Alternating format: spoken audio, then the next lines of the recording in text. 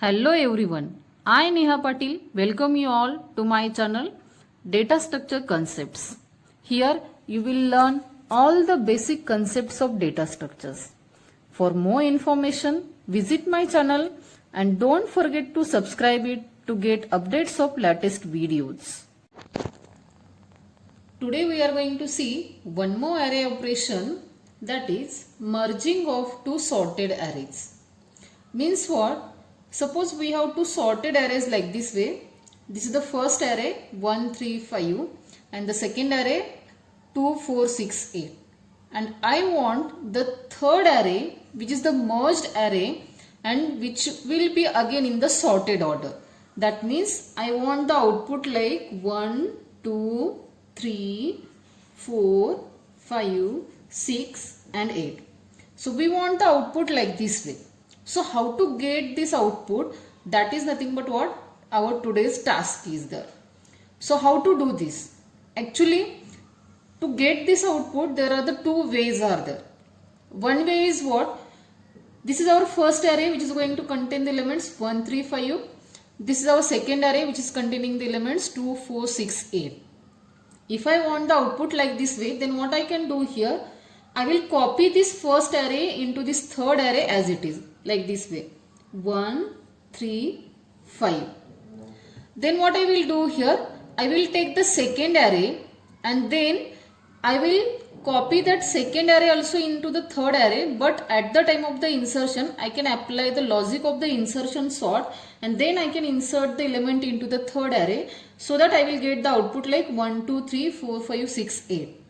But in this case, what is going to happen here?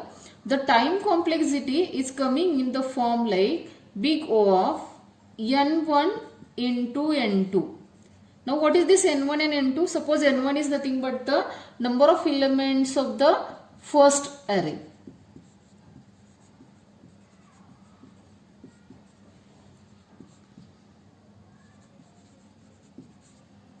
And n2 is equal to number of elements of second array.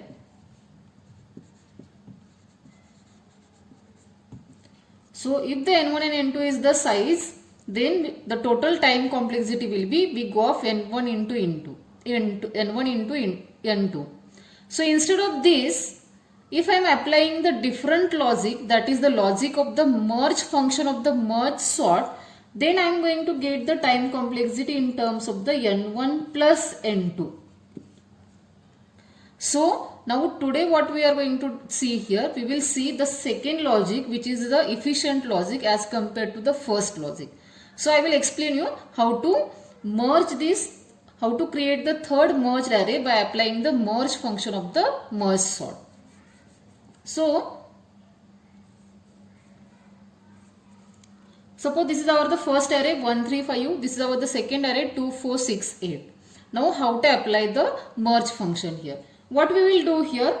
We will create the third empty array which is of the size n1 plus n2, because n1 is the size of the first array, n2 is the size of the second array. So obviously whatever the third array is there, size for the third array is the n1 plus n2. Now I will take the counter variable. Suppose I is the counter variable for the first array, j is the counter variable for the second array and k is the counter variable for the third array. And we are going to initialize this I index at the 0th position, j index also at the 0th position and k index also at the 0th position. That means we will start from the beginning of the array. Then what we will do? We will compare the first element of first array with the first element of the second array. That means what here? I will compare 1 with the 2 here. As the 1 is less than the 2 here, so I will copy this 1 into the third array. Now as I copied the entry from the first array into the third array, what I will do? I will increment this index I and index k also. So that I will shift to the next position, k will also shift to the next position. Next time again I will do the same task. That means again I will compare this a of 1, that is the 3, with the 4, with the 2 here. That means I will compare next time now 3 with the 2 here. Now if you see 3 is greater than the 2 here, that means 2 is less than 3. So what now we will do here? This 2 we will copy in the resultant array. So as I copied the 2 here in the resultant array, so I will increment this index j and the k index here. Now our j is at this position, I is at this position. Next time again I will compare this 3 with the 4 here. As the 3 now is less than the 4 here, so now what we will do here? 3 we will copy in the resultant array and we will increment the index of the first array and index of the third array also. Next time your I is at this position, j is at this position, compare 5 with the 4 here. But 5 is greater than the 4 here, so that means what? 4 we have to copy in the resultant array and increment this j index here. I is at again the 5 here.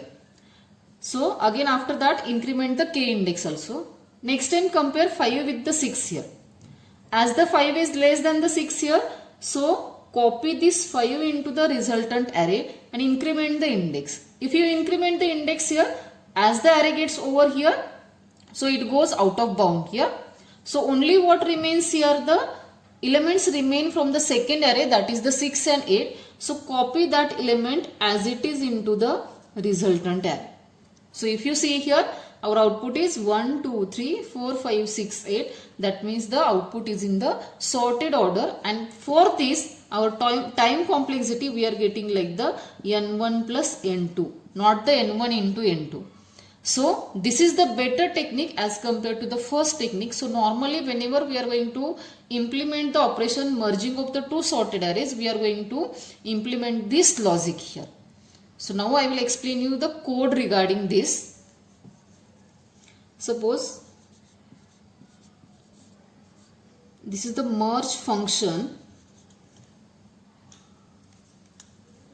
Now what we have done here, whatever we have done right now, same logic we have to apply here while writing the code also. I have taken the 3 counter variables I, j and the k. Same way I will take here. I will initialize it to the 0. J again I will initialize it to the 0. And k I will initialize it to the 0. Now what we will do here? We are initializing these variables to the 0th position and every time we are going to compare a of I with the a of j. Whatever be the smallest element is there, that we are going to copy into the A3 of a third array. So that same we have to do here, and this procedure we have to repeat till the array gets over here. So I will write the while loop for this. While I is less than n1 and j is less than n2. So what we have to do here? If a1 of I is less than a2 of j. If this condition is true, we have to copy the entry from first array to third array. So for that we can write here like a3 of k plus plus is equal to a1 of I plus plus. So this you can write separately also, you can write like this way, a3 of k is equal to a1 of I, and then after that you can write like the I plus plus and the k plus plus, but instead of that I am combining the statement together here. Else if this condition is false means what? If the a2 is less than the a1, then exactly reverse case we have to do. A3 of k plus plus is equal to a2 of j plus plus. So this is whenever the any one array is not going to over. Whenever any one array is going to over, that means like in this case the first array is going to over first. So at that time this while loop will stop its execution, and what we have to do here, remaining entries from the second array we have to copy as it is into the resultant array. So for that purpose we have to write here the 2 more while loops. While I is less than n1, what we have to do here? A3 of k plus plus is equal to a1 of I plus plus. Here there is no need to take the if condition, and same thing for the second array. While j is less than n2, copy the second array remaining entries into the third array. So that is a3 of k plus plus is equal to a2 of j plus plus. Now we'll see how the code is going to work here. So again we will reinitialize all the things.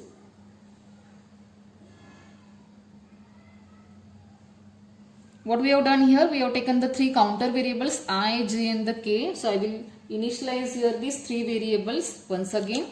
That is I is for a1, j is for a2 and k is for the a3. The condition while I is less than n1 and j is less than n2, n1 is nothing but the number of elements of the first array, n2 is nothing but the number of elements of the second array. That is n1 is equal to 3 in this case, n2 is equal to 4 in this case. So I is 0, j is 0. So initially this condition is true. What we will do, we will check if a1 of 1, 0 and we will compare with the a2 of 0. So that means 1 we will compare with the 2. As the 1 is less than the 2, so that means this condition is true. So what we are going to do here, a1 of 0 we are going to copy into the a3 of 0. That means 1 we will copy here and we are going to increment this I and the k. If you see, this is the post increment k plus plus and the I plus plus. So we have incremented I also and the k also. As it is inside the while, next time also it will compare a of I with the a of j. Now in this case 2 is less than the 3. So that means it will come inside the else part and it will copy the second array entry into the third array. That means it will copy 2 here and it will increment this j index and the k index. Next time as it is inside the while, again it will compare 3 with the 4 here. So 3 is less than the 4 here. So 3 it will copy in the resultant array and it will increment the I index and the k index. Now again 5 will be compared with the 4 here. So 4 is less than the 5. So 4 will be copied in the resultant array and the j index and the k index will be incremented. Now next time 5 will be compared with the 6 here. So as the 5 is less than the 6, so 5 will be copied into the resultant array and it will increment the I index and the k index here. But the I index goes out of bound here as the array gets over here. So that means now next time this while will not be executed. It will stop its execution and now it will see the next while here. In the next while I is less than n1, again the condition will not be true here as the I index goes out of bound here. So next time only this while loop will execute, that is while j is less than n2, a3 of k plus plus is equal to a2 of j plus plus. That means remaining entries, that is the 6 and 8 will be copied here in the resultant array and we will get the output in the third array like the 1, 2, 3, 4, 5, 6, 8. That means the sorted array is merged here like this way. So in this way we have to merge the two sorted arrays. And what is the time complexity for this? Always we have to remember for this technique the time complexity is the big O of n1 plus n2. So hope you have understood this merging operation. Thank you for watching this video.